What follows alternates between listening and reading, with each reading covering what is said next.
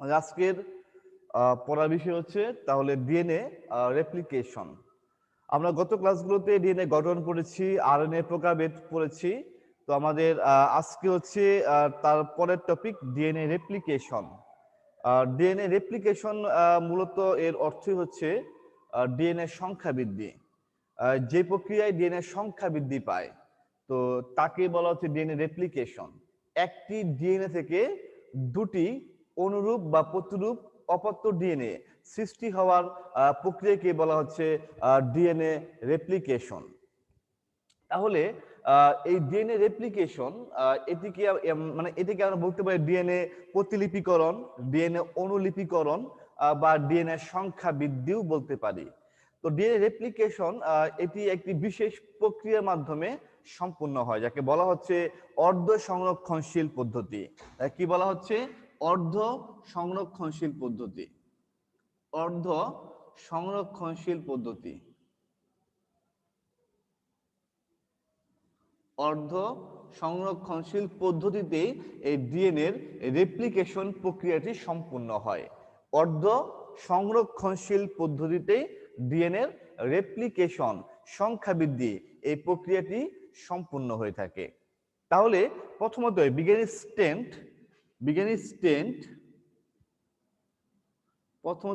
Stent উনি এই অর্ধ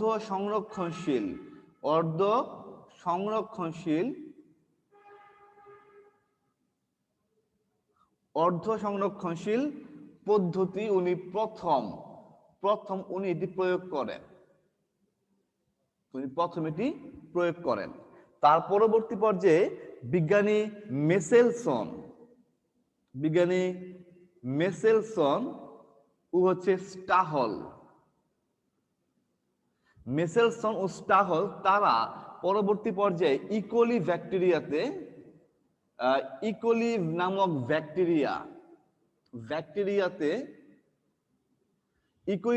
ব্যাকটেরিয়াতে এই অর্ধ সংরক্ষণশীল পদ্ধতিটি প্রমাণ করেন।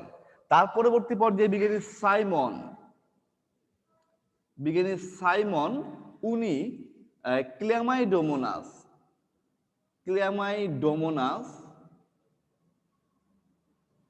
ক্ল্যামাইডোমোনাস নামক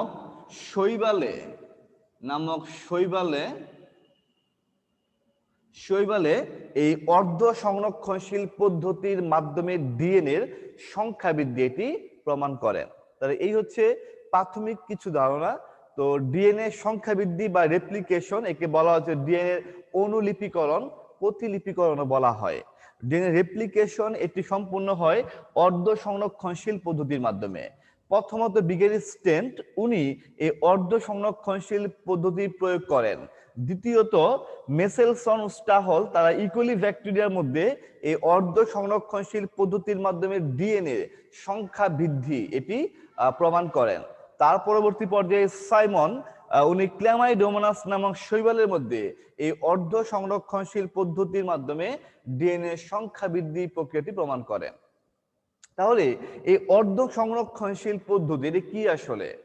তো আমরা বুঝতে পারছি যে ওয়ার্ডটি দেখে যে অর্ধ সংরক্ষণশীল, অর্ধেক সংরক্ষিত হয়।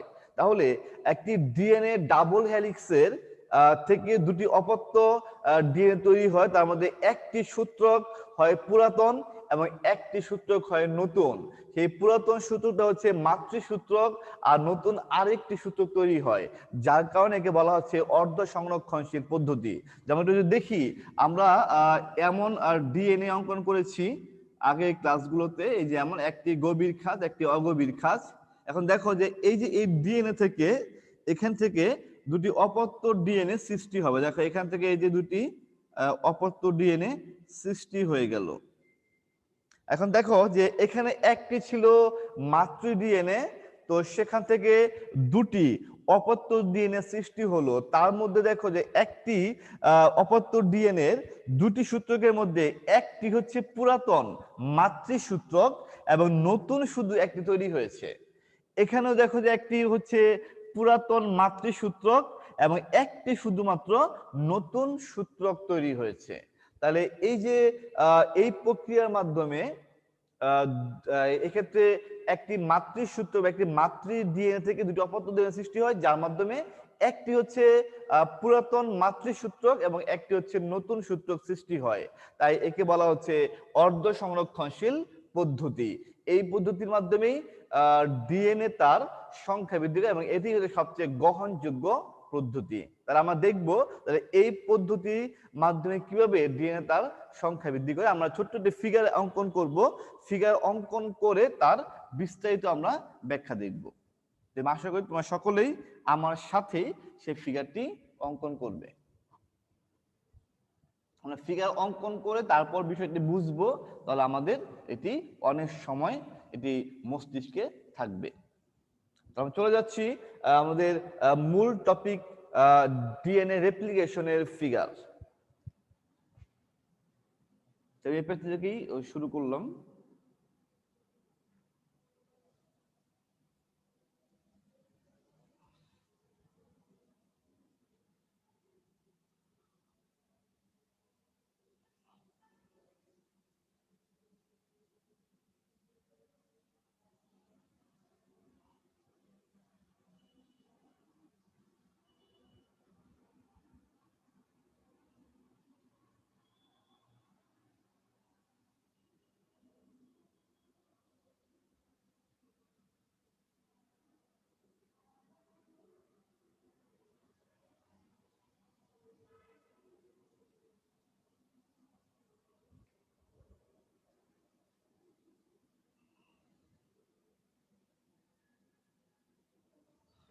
তাহলে এই হচ্ছে 5 প্রাইম প্রান্ত এবং এটি হচ্ছে 3 প্রাইম প্রান্ত। তাহলে এটি অবশ্যই 3 প্রাইম প্রান্ত এবং এটি হচ্ছে 5 প্রাইম প্রান্ত।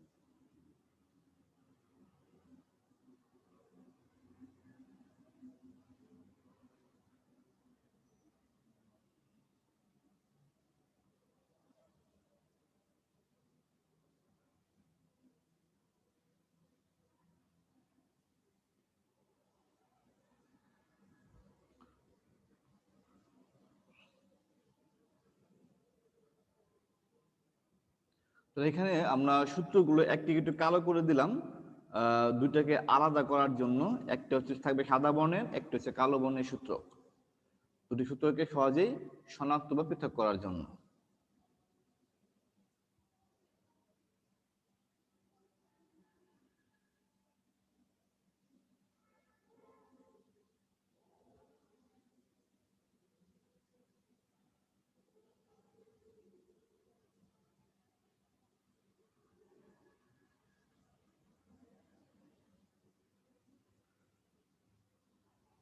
আমরা সূত্র দুটির মধ্যে একটিকে কালো করে দিলাম এবং একটিকে সাদা বর্ণে রাখলাম, দুইটা সূত্রকে আলাদাভাবে চিহ্নিত করার জন্য।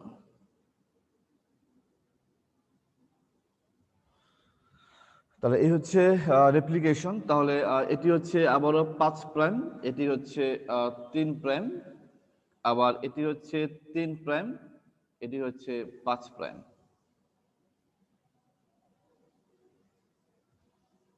এখানে আমি এটা আঁকলাম হচ্ছে ডিএনএ পলিমারেজ।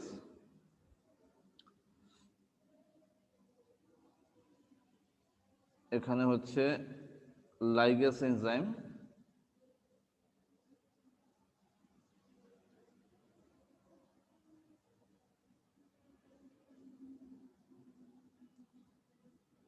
এখানে হচ্ছে ডিএনএ পলিমারেজ।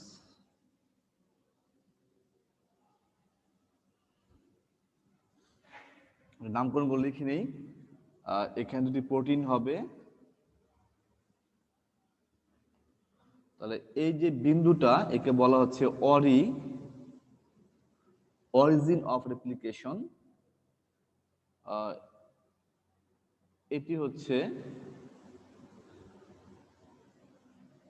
রেপ্লিকেশন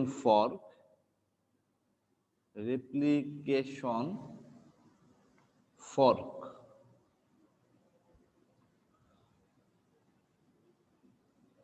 এটি হচ্ছে single stand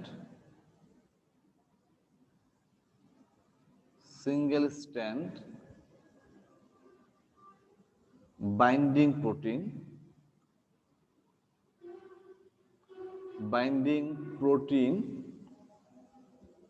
single stand binding protein. এটি হচ্ছে হেলিকেজ এনজাইম,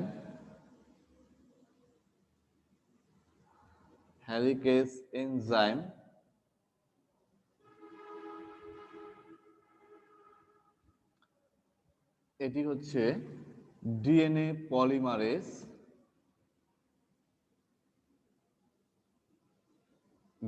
পলিমারেজ, এটি হচ্ছে মাতৃসূত্রক, এটি হচ্ছে লিডিং সূত্রক,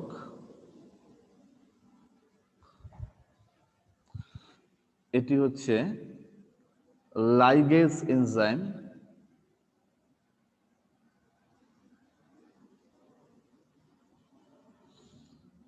এটি হচ্ছে ল্যাগিং সূত্রক,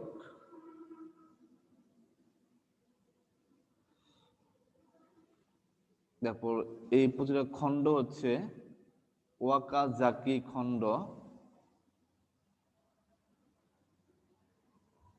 এবং এটি হচ্ছে মাতৃসূত্রক।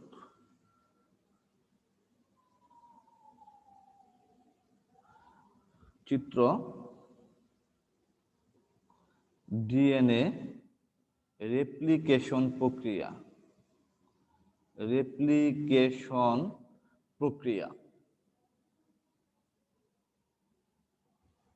চিত্র হলো ডিএনএ রেপ্লিকেশন প্রক্রিয়া। তাহলে এই হচ্ছে আমাদের ডিএনএ রেপ্লিকেশন চিত্রের ফিগার। এটা হচ্ছে এই দিকে এবং এটা হচ্ছে এই দিকে। তাহলে এই হচ্ছে আমাদের ডিএনএ রেপ্লিকেশন। তোমাদের এই কোশ্চেনটি পরীক্ষাতে আসলে তোমাদের অবশ্যই এই ফিগারটি আগে অঙ্কন করতে হবে। তো অঙ্কন করে ফিগারের নিচে তার ব্যাখ্যা লিখবে। তাহলে আমরা চলে যাচ্ছি ডিএনএ রেপ্লিকেশন প্রক্রিয়ার ক্ষেত্রে। দেখো, তাহলে আমরা জানি যে ডিএনএ হচ্ছে ডাবল হেলিক্স, দুটি সূত্রক দ্বারা তৈরি হয়। একটি হচ্ছে 5 প্রাইম থেকে 3 প্রাইম এবং আরেকটি হচ্ছে 3 প্রাইম থেকে 5 প্রাইম মুখী হয়ে অবস্থান করে। তাহলে রেপ্লিকেশনের জন্য ডিএনএ ডাবল হেলিক্সের এই যে প্যাচগুলো ছিল, এই প্যাচগুলো খুলতে হবে, প্যাচ খুলে যেতে হবে। তাহলে এই প্যাচ খোলার পরেই রেপ্লিকেশন প্রক্রিয়াটি শুরু হবে। দেখো, ডিএনএ যেই স্থানটির মধ্যে এই প্যাচ খুলে যায়, এই যে স্থানটি, তাহলে একে বলা হচ্ছে অরি। তার মানে ডিএনএ ডাবল হেলিক্সের প্যাচের যে স্থানটির মধ্যে থেকে বা যে স্থান থেকে প্যাচ খুলে যায় ওই স্থানটিকে বলা হচ্ছে অরি, বা একে বলা হচ্ছে অরিজিন অফ রেপ্লিকেশন। তার মানে ডাবল হেলিক্সের যে স্থানটার মধ্যে তার প্যাচ খুলে যাবে, তাহলে ওই স্থানটাকে বলা হচ্ছে অরি। তো প্যাচ খুলে গিয়ে দেখো যে এই যে সিঙ্গেল হেলিক্স একক সূত্রক, এবং এখানেও একটি একক সূত্রকে রূপান্তরিত হবে বা তৈরি হবে, যার ফলে দেখো এই যে এগুলো, যার ফলে এই হাইড্রোজেন বন্ড গুলো বিচ্ছিন্ন হয়ে যাবে। দেখো এখানে আমরা এঁকেছিলাম, দাগ দিয়েছি, তার মানে কি এখানে নাইট্রোজিনাস ক্ষারক সমূহ হাইড্রোজেন বন্ডের মাধ্যমে এখানে পেঁচানো সিঁড়ির ধাপ তৈরি করেছে। তাহলে যেহেতু এই অরিতে এসে সূত্র দুটি একক হেলিক্স হয়ে গিয়েছে, তাই এই হাইড্রোজেন বন্ড গুলো বিচ্ছিন্ন হয়ে গিয়েছে। তো এই যে এই ডাবল হেলিক্স ডিএনএ সূত্রকটি, এটি একক হেলিক্স হতে সাহায্য করে।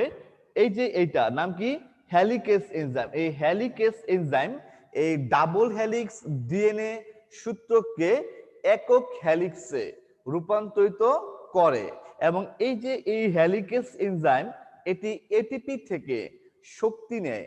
সেই শক্তি পেয়ে এই ডাবল হেলিক্সের প্যাচ খুলে এই একক হেলিক্স বা একক সূত্রক তৈরি করে দেয়। তো এছাড়াও যেহেতু ডিএনএ এগুলো পেঁচানো থাকে সূত্রকগুলো একটা অপরটির পরিপূরক, তাই এই যে প্যাচ খোলার পরেও একক সূত্রক হওয়ার পরেও পুনরায় এরা আবার প্যাচ লেগে যেতে চায়। তো সেই ক্ষেত্রে ট্রপো আইসোমারেজ এনজাইম এই পুনরায় এই একক সূত্রকগুলোকে প্যাচ লাগতে বাধা দেয়। আগে এদেরকে গাইরেস এনজাইম বলা হতো।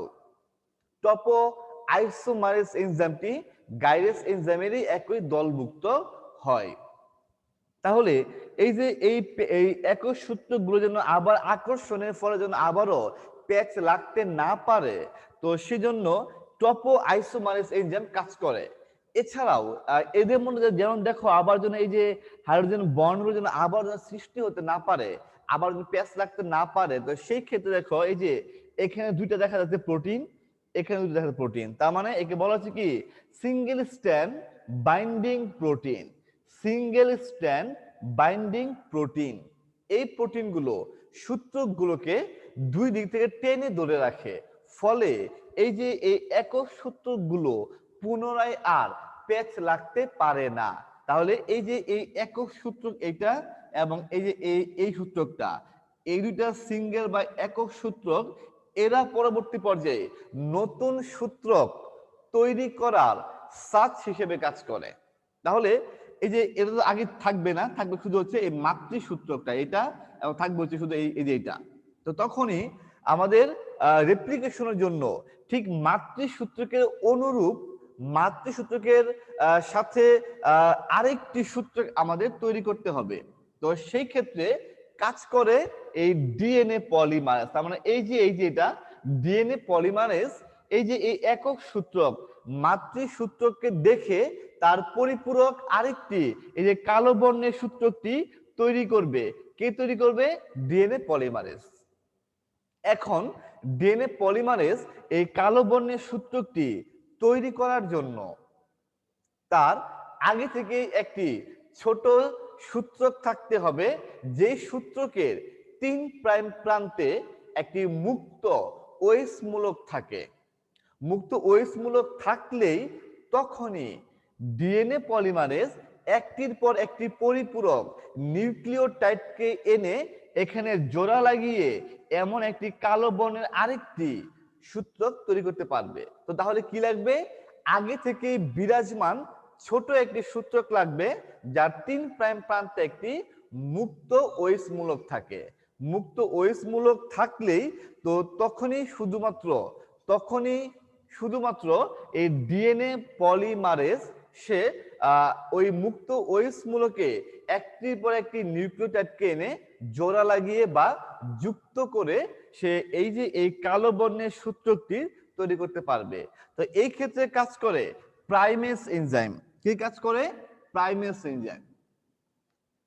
Primase enzyme primase enzyme primase এনজাইমের কাজ হচ্ছে এটি একটি ছোট প্রাইমার তৈরি করে। এটি একটি ছোট প্রাইমার তৈরি করে। প্রাইমার তাহলে কি? প্রাইমার হচ্ছে একটি ছোট আরএনএ, ছোট আরএনএ যেটি 5 প্রাইম থেকে এটি 3 প্রাইম মুখী হয়ে অবস্থান করে এবং এই 3 প্রাইম প্রান্তে একটি মুক্ত ওএস মূলক থাকে। এই মুক্ত ওএস মূলকেই ডিএনএ পলিমারেজ একটির পর একটি পরিপূরক নিউক্লিওটাইডকে এনে জোড়া লাগিয়ে তার পরিপূরক আরেকটি সূত্রক তৈরি করে ফেলবে। এখন দেখো তাহলে যে এই যে এই 5 প্রাইম প্রান্তে ঠিক এখানে একটু মুছে দিলাম, দেখো দেখা গেল এই স্থানটাতে প্রাইমেস এনজাইম সে ছোট একটি তৈরি করে কি? ছোট তৈরি করে একটি আরএনএ। প্রাইমেস এনজাইম একটি ছোট তৈরি করে আরএনএ যেটি 5 প্রাইম থেকে যেটি 3 প্রাইম মুখী হয়ে অবস্থান করছে। এবং দেখো 3 প্রাইম মানে তাহলে কি আছে? একটি মুক্ত একটি ওএস মূলক আছে। তাহলে এই যে এই প্রাইমেস এনজাইম তো এই সূত্রটি তৈরি করার আগে একটি ছোট প্রাইমার তৈরি করে। প্রাইমার কি? একটি ছোট আরএনএ। এটি 5 প্রাইম থেকে 3 প্রাইম মুখী হয়ে অবস্থান করছে এবং 3 প্রাইম প্রান্তে কি আছে? একটি মুক্ত একটি ওএইচ মূলক থাকবে। তো তাহলে এই মুক্ত ওএইচ মূলক থাকার ফলে এই ডিএনএ পলিমারেজ এই মুক্ত ওএইচ মূলকে পরিপূরক একটির পর একটি নিউক্লিওটাইড এনে যুক্ত করে এমন একটি সূত্রক তৈরি করে দিবে। দেখো আমাদের মনে আছে, আমরা পড়েছিলাম আগে, আমরা পেন্টোজ সুগার পড়েছিলাম, দেখো মনে পড়ে কিনা? পেন্টোজ সুগার, এখানে ছিল CH2, এখানে অক্সিজেন, এখানে ফসফরাস, এখানে হচ্ছে OH মূলক, এখানে হচ্ছে OH মূলক, এখানে হচ্ছে H, এখানে H, এখানে H, এখানে যে কোন ধরলাম ক্ষারক নাইট্রোজেনাস ক্ষারক, তার মধ্যে হচ্ছে ধরলাম অ্যাডেনিন, এখানে হচ্ছে H এবং এখানে হচ্ছে OH। নাম্বারিং করি তাহলে আমরা 1 প্রাইম, 2 প্রাইম, 3 প্রাইম, 4 প্রাইম, হচ্ছে 5 প্রাইম। এখন দেখো যে 3 প্রাইম প্রান্তে কি ছিল? একটি মুক্ত ওএইচ মূলক। দেখো তাহলে এই হচ্ছে সেই মুক্ত ওএইচ মূলক। মুক্ত ওএইচ মূলক, তাহলে একে কি বলা হচ্ছে? একটি নিউক্লিওটাইড। তাহলে এই মুক্ত 3 প্রাইম প্রান্তে মুক্ত ওএইচ মূলকে আরেকটি নিউক্লিওটাইডের সাথে এখানেই যুক্ত হয়। যদি দেখি আমরা তাহলে কেমন যুক্ত হয়, তাহলে এই ওএইচটা মুছে দিলাম, এখানে হচ্ছে ও। দেখো আমরা পড়েছিলাম এমন করে আগের স্ট্রাকচার গুলোতে।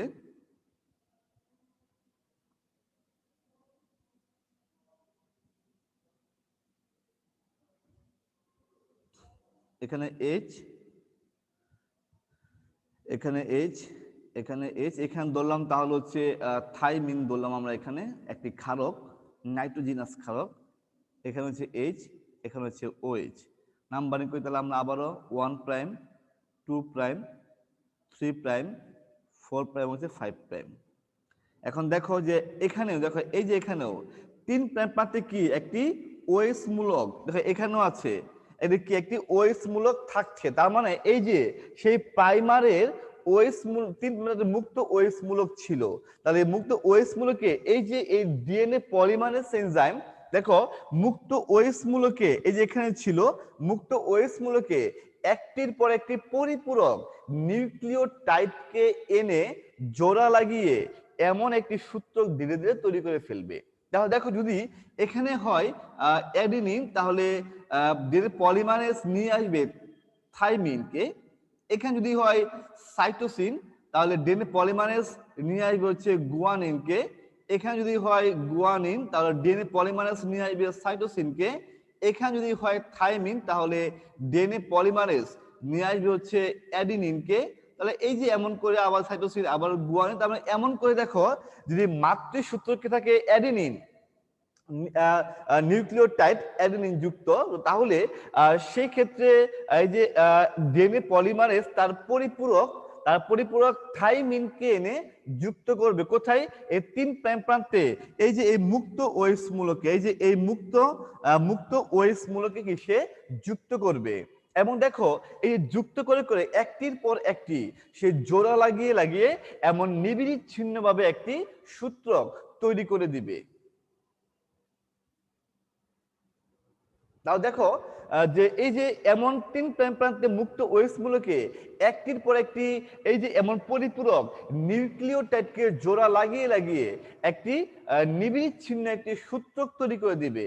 আর তখন এই সূত্রটি তৈরি হয়ে গেলে একটি ডিএনএ স্ট্র্যান্ডের মধ্যে কখনোই আরএনএ থাকতে পারে না। তাই পরবর্তী পর্যায়ে এই সূত্রটি তৈরি হয়ে গেলে ডিএনএ পলিমারেজ এই প্রাইমারটাকে সরিয়ে দেয়, ফলে এই প্রাইমারটি আর থাকবে না। ফলে এখানে 5 প্রাইম থেকে 3 প্রাইম মুখী হয়ে এই আরেকটি সূত্রক তৈরি হয়ে যায়, যাকে বলা হচ্ছে লিডিং সূত্রক বলা হয়। তার পরবর্তী পর্যায়ে দেখো তাহলে একটি মাতৃ সূত্রকের ঠিক পরিপূরক সূত্র একটি তৈরি হলো, কিন্তু এই যে এইটি তো এখন তৈরি হয় নাই। তো সেই ক্ষেত্রে লিডিং সূত্র তৈরি হয়ে গেলে পরবর্তীতে এই যে এই মাতৃ সূত্রকের পরিপূরক আরেকটি সূত্র তৈরি হবে এবং এই সূত্রটি একটু ধীর গতি সম্পন্ন হয়। তো যার কারণে একে বলা হচ্ছে ল্যাগিং সূত্রক বলা হয়। তো সেক্ষেত্রে আবারও নিউক্লিওটাইডের সারি লম্বা হওয়া শুরু করতে আবারও এই যে এই স্থানটাতে আবারও একটি ছোট প্রাইমার তৈরি হবে এখানে আবারও। তাহলে প্রাইমার তাহলে কে তৈরি করে? Primase enzyme. তো প্রাইমারে তাহলে কি থাকবে? 5 প্রাইম আর 3 প্রাইম প্রান্তে কি থাকবে? একটি মুক্ত ওএস মূলক থাকবে। তাহলে এই যে এই প্রাইমারটি তৈরি হয়ে গেলে আবারও ডিএনএ পলিমারেজ 1 এই এনজাইমটি এই যে 3 প্রাইম প্রান্তে মুক্ত ওএস মূলকে একটির পর একটি নিউক্লিওটাইড জোড়া লাগিয়ে খন্ড খন্ড আকারে ধীর গতিতে এই আরেকটি সূত্রক তৈরি করে দেয়। তার মানে প্রতিটা খণ্ডের জন্য একটি প্রাইমারি কাজ করে থাকে। তাহলে এই যে এখানে 3 প্রান্তে একটি মুক্ত ওএস মূলক থাকবে। এক্ষেত্রে ডিএনএ পলিমারেজ 1 এই এনজাইমটি দেখো, তাহলে যদি এখানে হলো অ্যাডিনিন, তাহলে এখানে হবে থাইমিন, এখানে যদি হয় সাইটোসিন, এখানে ডিএনএ পলিমারেজ নিয়ে আসবে হচ্ছে গুয়ানিনকে। আবার যদি দেখি আমরা এখানে যদি হয় থাইমিন, তাহলে ডিএনএ পলিমারেজ নিয়ে আসবে অ্যাডিনিনকে। এখানে যদি হয় গুয়ানিন, তাহলে ডিএনএ পলিমারেজ নিয়ে আসবে সাইটোসিন যুক্ত নিউক্লিওটাইডকে। তাহলে দেখো এই যে এমন করে এই যে 3 প্রাইম প্রান্তে মুক্ত ওএস মূলকে ডিএনএ পলিমারেজ 1 এনজাইমটি ঠিক তার মাতৃসূত্রকের পরিপূরক সাচ সূত্রকের পরিপূরক একটির পর একটি নিউক্লিওটাইডকে এখানে এনে 3 প্রাইম প্রান্তের মুক্ত এই মুক্ত ওএস মূলকে একটির পর একটি জোড়া লাগিয়ে লাগিয়ে খন্ড খন্ড আকারে সে নিউক্লিওটাইডগুলোকে জোড়া লাগিয়ে খন্ড খন্ড আকারে এই সূত্রক তৈরি করে। তাই এই সূত্রককে বলা হচ্ছে ল্যাগিং সূত্রক বলা হয়। এবং প্রত্যেকটা খণ্ডকে বলা হচ্ছে ওয়াকাজাকি খণ্ড বলা হয়। এবং তার পরবর্তী পর্যায়ে আবারও এই ডিএনএ স্ট্র্যান্ডের মধ্যে সূত্রক তৈরি হয়ে গেলে ডিএনএ স্ট্র্যান্ডের মধ্যে কখনোই আরএনএ থাকতে পারবে না। তার পরবর্তী পর্যায়ে আবারও ডিএনএ পলিমারেজ 1 এই এনজাইমটি আবারও এই প্রাইমারটিকে সে সরিয়ে দেয়, যার ফলে এখানে পুনরায় আবার 5 প্রাইম থেকে আবার 3 প্রাইম মুখী হয়ে একটি খন্ড খন্ড সূত্রক তৈরি হয়ে যায়। তো তার পরবর্তী পর্যায়ে প্রাইমার সরে গেলে এখানে সূত্রকগুলোর মাঝে কিছু গ্যাপের সৃষ্টি হয়, ফাঁকা জায়গার সৃষ্টি হয়। তো সেই ক্ষেত্রে লাইগেজ এনজাইম সেই গ্যাপগুলোকে সে ফিল আপ করে দেয়, পূরণ করে দেয়। ফলে এই গ্যাপগুলো আর থাকে না, এখানেও আরেকটি সূত্রক তৈরি হয়ে যায়। তো যাকে বলা হচ্ছে ল্যাগিং সূত্রক বলা হয়। তাহলে দেখো যে ডিএনএ এর রেপ্লিকেশন দেখো তাহলে কি হলো, যে একটি হচ্ছে মাতৃসূত্রক এবং একটি সূত্রক নতুন তৈরি হয়েছে। তৈরি করার ক্ষেত্রে কে কাজ করেছে? DNA polymerase. সে একটির পর একটি পরিপূরক নিউক্লিওটাইডকে সে জোড়া লাগিয়ে এমন একটি সূত্রক সে তৈরি করে দিয়েছে। তাহলে দেখো এছাড়া যে এই সূত্রকটি তৈরি হওয়ার পর পরের সূত্রকটি তৈরি হয় একটু ধীর গতিতে এবং যেটি খন্ড খন্ড আকারে হয়। এখানে একটি প্রাইমার তৈরি হবে, সেই প্রাইমার থেকে এখানে 5 প্রাইম থেকে 3 প্রাইম মুখী হয়ে আবারও আরেকটি সূত্রক তৈরি হবে এবং সেই খন্ড খন্ড আকারে পরবর্তী পর্যায়ে প্রাইমার সরে গেলে সেই খন্ডগুলোকে লাইগেজ এনজাইম সেই খন্ডগুলোকে সে জোড়া লাগিয়ে দেয়। জোড়া লাগিয়ে দিয়ে পরবর্তী পর্যায়ে সে একটি নিবিচ্ছিন্নতা দান করে আরেকটি সূত্রক তৈরি হয়ে যায়।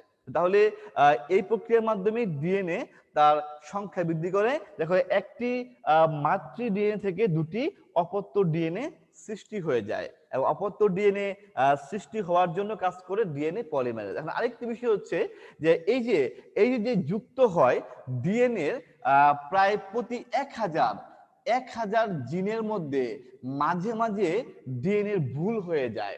যেমন আমরা জানি যে এডিনিন যুক্ত হয় কার সাথে? থাইমিনের সাথে। সাইটোসিন যুক্ত হয় কার সাথে? গুয়ানিনের সাথে। তাহলে এই ক্ষেত্রে মাঝে মাঝে এমন হয় যে প্রতি 10 লক্ষ এই যে এমন বেস পেয়ারিং এটি করার ক্ষেত্রে ডিএনএ মাঝে মাঝে ভুল হয়ে যায়। তো তখন এই যে অ্যাডিনিন এর থাইমিনের পরিবর্তে সাইটোসিন চলে আসে। তো এই ভুলটাকে বলা হচ্ছে ডিএনএ মিসম্যাচ বলা হয়। ডিএনএ মিসম্যাচ বলা হয়। এবং ডিএনএ এর নিজস্ব প্রুফ রিডিং ব্যবস্থা আছে। এই ভুল হলে ডিএনএ তা বুঝতে পারে এবং বুঝতে পেরে সে পুনরায় এই যে সিটাকে সে সরিয়ে আবার টিকে নিয়ে আসে। একে বলা হচ্ছে ডিএনএ প্রুফ রিডিং বলা হয়ে থাকে। প্রুফ রিডিং বলা হয়ে থাকে। তো এছাড়া ডিএনএ পলিমারেজ 1, ডিএনএ পলিমারেজ 3 এবং হচ্ছে একটি প্রোটিন মিলে একটি রেপেয়ারিং কমপ্লেক্স তৈরি করে। যখন ডিএনএ এর বেস পেয়ারিং এ ভুল হয়, তো ওই রেপেয়ারিং কমপ্লেক্স সেই ভুলকে শনাক্ত করে পুনরায় আবার সঠিক করে দেয়। তো মানুষের যদি এমন হলো যে ডিএনএ এর এই বেস পেয়ারিং যদি ভুল হয়, তো ডিএনএ যদি সেই ভুল বুঝতে না পেরে যদি বা ডিএনএ ক্ষত তৈরি হয়ে যায়, সেই ভুল যদি ঠিক করতে না পারে, তো সেই ক্ষেত্রে মানুষের ত্বকের মধ্যে বা মানুষের কোলন ক্যান্সার হতে পারে। এছাড়া ইভি রশ্মি বা বিষাক্ত পদার্থের কারণে যদি ত্বকের মধ্যে ক্ষত হয়, ডিএনএ ক্ষত হয়, তো ডিএনএ যদি সেই ক্ষতটা নিজে নিজেই নিরাময় করতে না পারে, তো সেই ক্ষেত্রে তার স্কিন ক্যান্সার বা জেরোডার্মা নামক এক ধরনের চর্মরোগ হতে পারে। তাহলে ইভি রশ্মির কারণে যে সকল ব্যক্তির দেহে বা ত্বকের মধ্যে ক্ষত হয়, তার নিজস্ব ডিএনএ যদি সেই ক্ষতটি ফিল আপ করতে না পারে, তো সেক্ষেত্রে মানুষের স্কিন ক্যান্সার হতে পারে। তাহলে এই হচ্ছে আমাদের ডিএনএ রেপ্লিকেশন। তাহলে ডিএনএ মাঝে মাঝে যে ভুল হয় এবং সেই ভুল তার শনাক্ত করার সিস্টেমকে বলা হচ্ছে প্রুফ রিডিং এবং রিপেয়ারিং কমপ্লেক্স থাকে। সেই কমপ্লেক্স ভুলগুলোকে সঠিক করে সামনের দিকে অগ্রসর হয়ে থাকে। তাহলে এই হচ্ছে আমাদের ডিএনএ রেপ্লিকেশন প্রক্রিয়া এবং এই প্রক্রিয়ার মাধ্যমে একটি মাতৃ ডিএনএ থেকে দুটি অপত্য প্রতিরূপ বা অনুরূপ ডিএনএ সৃষ্টি হয়, যার একটি হচ্ছে পুরাতন সূত্রক বা মাতৃসূত্রক এবং একটি হচ্ছে নতুন সূত্রক বা রিডিং সূত্রক। একটি হচ্ছে পুরাতন সূত্রক এবং একটি হচ্ছে ল্যাগিং সূত্রক। তাহলে এই যে অর্ধেক সূত্রক পুরাতন, তাই একে বলা হচ্ছে অর্ধ সংরক্ষণশীল পদ্ধতি এবং এই পদ্ধতি হচ্ছে সবচেয়ে গ্রহণযোগ্য পদ্ধতি। তো তাহলে আমাদের আজকে এটুকু হচ্ছে আমাদের পড়া। তোমাদের কারো কিছু বলার থাকলে তোমরা হ্যান্ড রাইজ করতে পারো, তোমাদের কোশ্চেন আনসার দেওয়ার চেষ্টা করব।